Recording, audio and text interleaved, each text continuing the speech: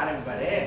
அது ரொம்ப ஒரு அதே மாதிரி பொய்யார கொண்டையில தாழம்பூவா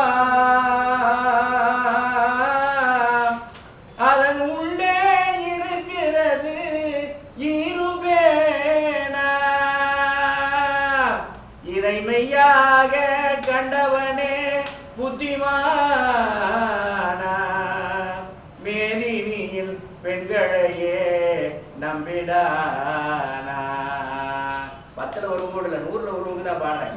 அவர் அந்த பாட்டை கேட்டீங்கன்னா ரொம்ப மேலே போயிட்டு கீழே வருவார். அந்த ஒரு அதாவது எந்த கீச்சுமே வராது. அந்த குரல் எப்படி ஆரம்பிக்கிறாரோ அதே மாதிரி கடைசி வரைக்கும் போகும்.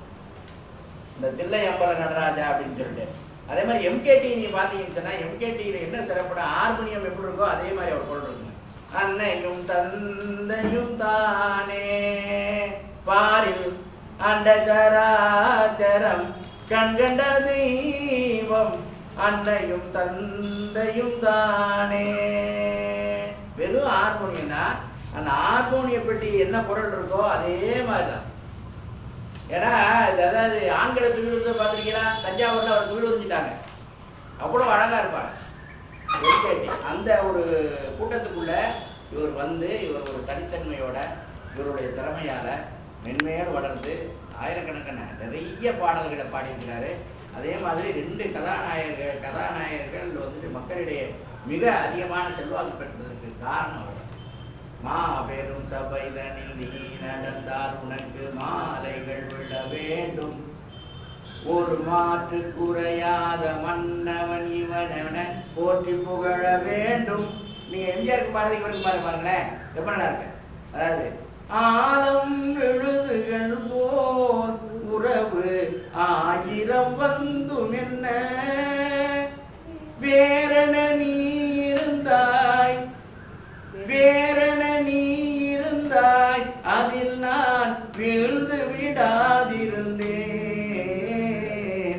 கண்ணில் நீர் வழிந்தால் உன் நெஞ்சில் பாட்டு வந்து அந்த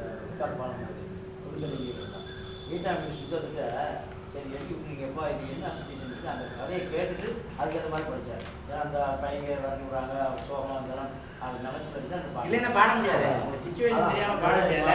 இப்போ பாருங்க, இந்த 2 பாட்டுமே எவ்வளோ வேறுபாடு இருக்கு பாருங்க. அதனால எம்ஜிஆர் பாடுறதுக்கு ரொம்ப ஈஸியாக பாடுறேன்.